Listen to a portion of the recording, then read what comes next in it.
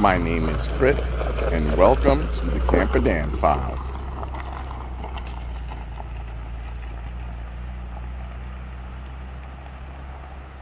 Been having some issues with my clutch. It's just simply the end of the lifespan of my current clutch that's on my R50.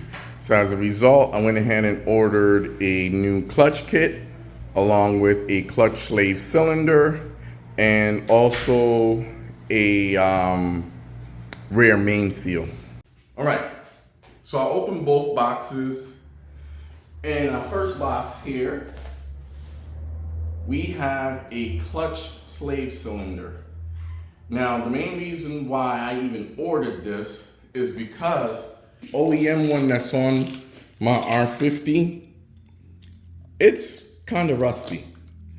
And I'm afraid that when they go to work on things, and yes, I said they because I'm not doing this repair myself.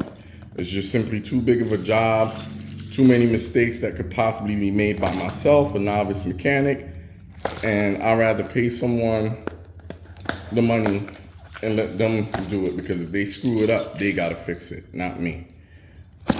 But the reason why I bought this, guys, because the OEM one on my truck, I'm concerned because it's so rusty, and where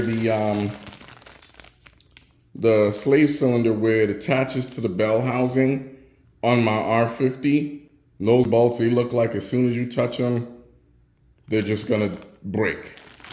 So in the likelihood that they do, which they probably will, we'll have this and the shop can use this. Let me see what else we got. Oh, we got our rear main seal in the same box. So here's our rear main seal, Felpro. We'll open this one too.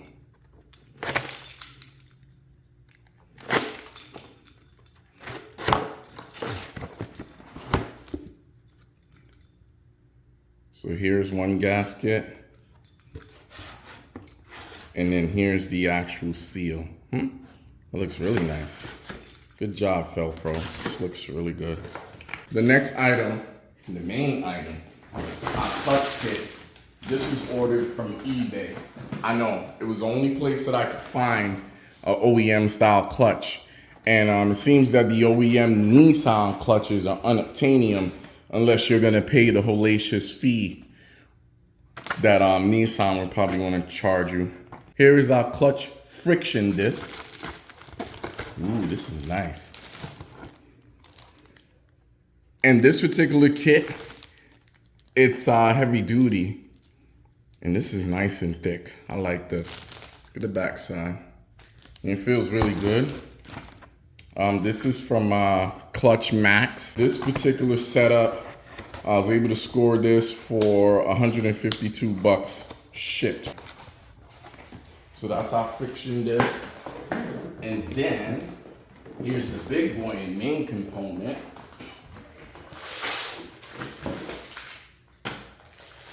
So here's some supporting hardware. I'm assuming this is gonna be throwout bearing, and our pilot bearing is also gonna be in this box. Oh, actually, no. Our pilot bearing is here on the clutch alignment tool, our new throwout bearing. This is what sits on the clutch fork. Sits on the clutch fork, and essentially the input shaft for the transmission goes through this and then into the clutch kit itself. And then, last but not least, our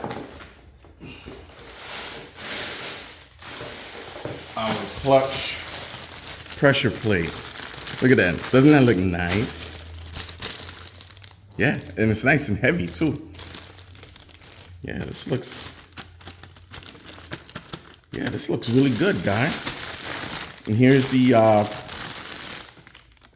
pressure side of it, or the inside. Again, nice and thick. We're not gonna touch that too much because I don't want to get it all, greasy with grease from my hands. But when I acquired my R50, I did ask the previous owner when was the last time he threw a clutch at it. He went on to say that he did it within the last 100,000 miles. Today is October 15th, and I'm here to tell you that that was a bold-faced lie.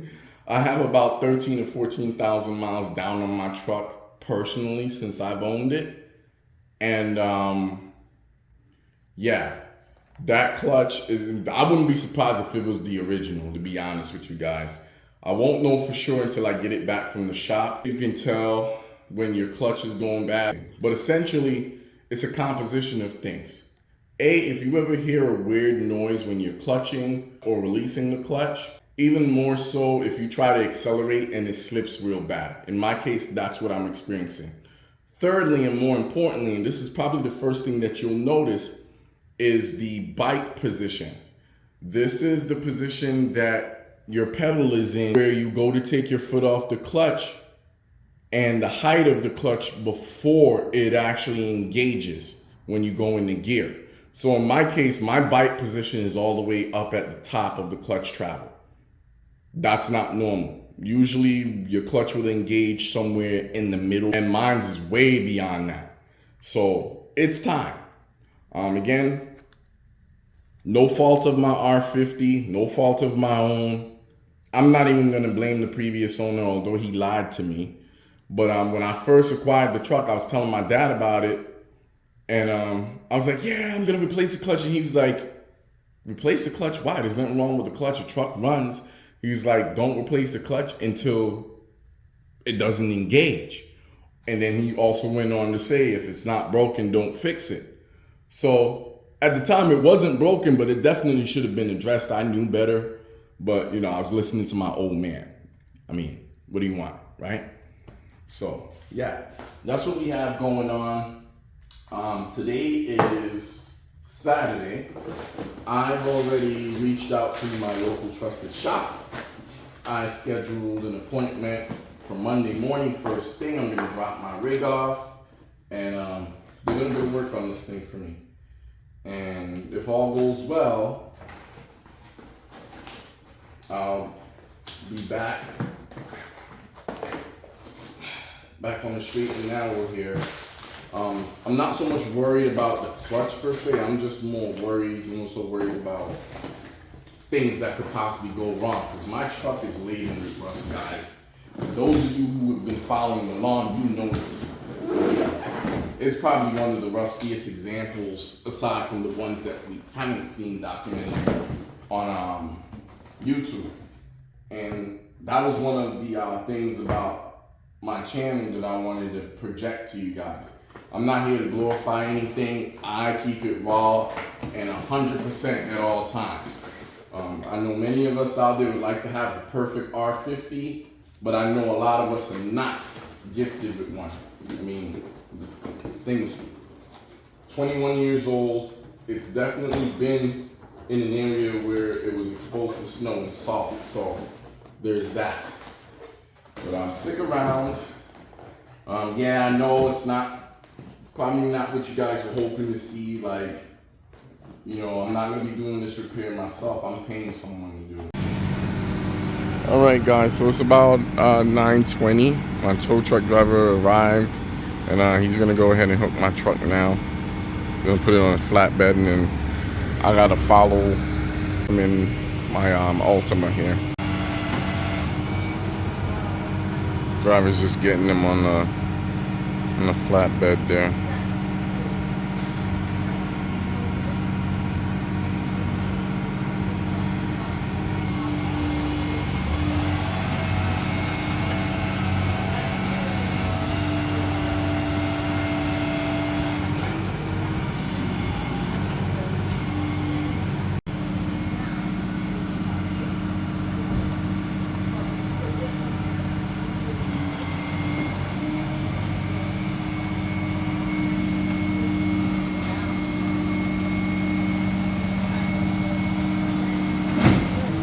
There he goes.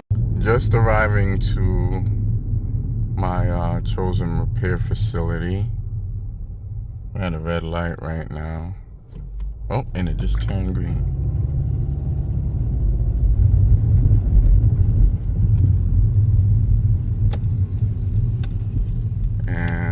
Here's Camper Dan.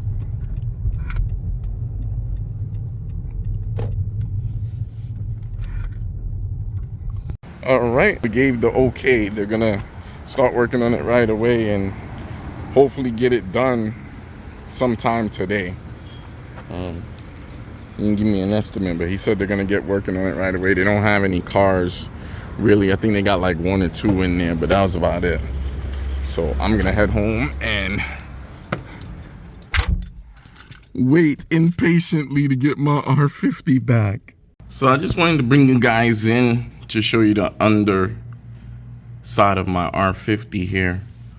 So here's our hard line going from a clutch master cylinder down here to what's called the hydraulic hose.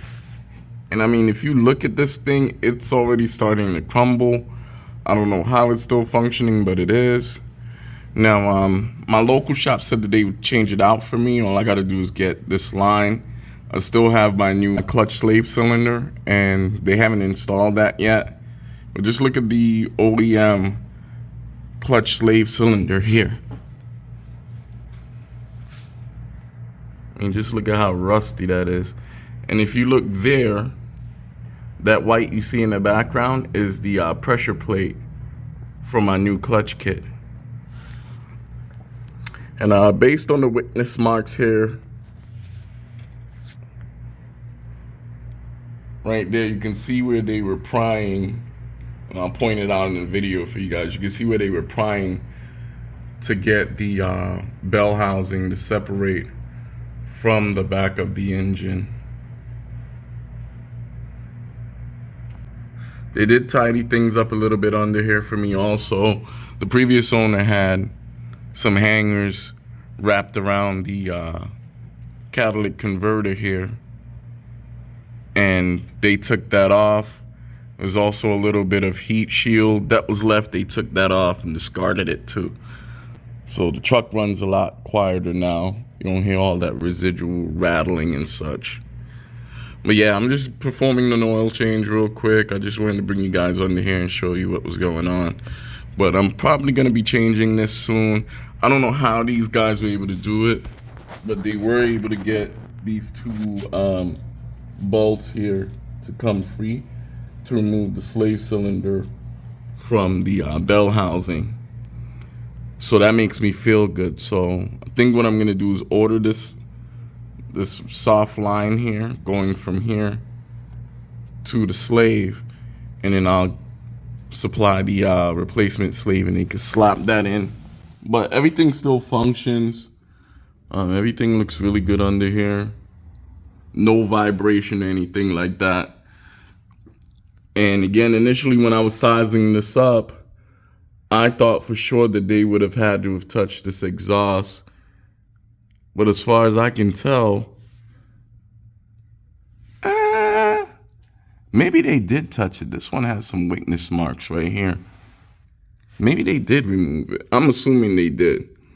Because to me, when I look at it, it looks like it's right in the way of things coming down. But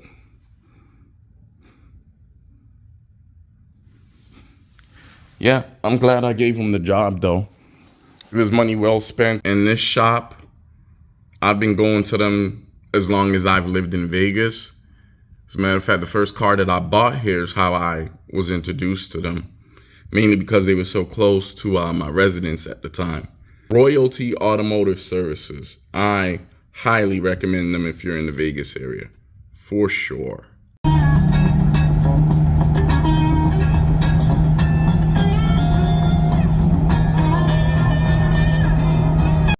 Thanks again for stopping by the Camper Dan Files. My name is Chris. If you've enjoyed this video, go ahead and give it a like.